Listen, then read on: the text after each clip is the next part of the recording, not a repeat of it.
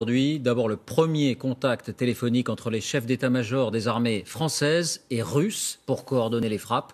Seconde information, les bombardements se concentrent depuis quelques jours non plus seulement sur les camps, mais sur les ressources du groupe État islamique, sites pétroliers ou citernes par exemple. À Moscou, Dominique Derda. La Russie cette fois emploie les grands moyens. Des bombardiers stratégiques pour réduire à néant les installations pétrolières de Daesh en Syrie. Stations de pompage, raffineries, dépôts de carburant. Dans les régions de Raqqa et de Deir ez-Zor, 3 centres de production déjà seraient partis en fumée. Les pilotes jusqu'à présent ne larguaient leurs bombes que sur des objectifs définis à l'avance. Ils ont ordre désormais de tirer à vue sur tous les camions-citernes qu'ils aperçoivent. Et ils ne s'en privent pas. Ils en auraient déjà détruit pas moins de 500 en quelques jours. C'est un véritable oléoduc roulant qui relie la Syrie à l'Irak. Le pétrole était l'une des principales sources de revenus des djihadistes. Les offensives combinées des forces russes, françaises et américaines pourraient bien rapidement changer la donne.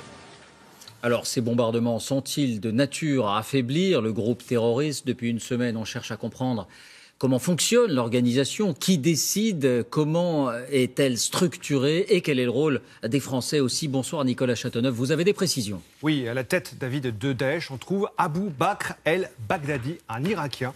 Il est appuyé par 2 adjoints, l'un gère la Syrie et l'autre gère l'Irak. Leurs ordres sont ensuite relayés au niveau local par des gouverneurs de province, le tout sous le contrôle d'un conseil religieux qui est assez puissant. Ça, on va dire que c'est la hiérarchie, le pouvoir vertical. Il est détenu en grande partie par des Irakiens. Donc ce n'est pas dans cette hiérarchie que l'on va trouver des djihadistes, des combattants étrangers comme Abdelhamid Abaoud. On va plutôt les retrouver dans ce qu'on appelle les ministères. Ce sont des cabinets en fait qui sont dirigés par des fidèles d'al-Baghdadi. Il y a par exemple, vous allez le voir, un ministère des Finances. Il y a aussi un ministère des Services sociaux. Il y a un ministère évidemment de la guerre, de la sécurité intérieure.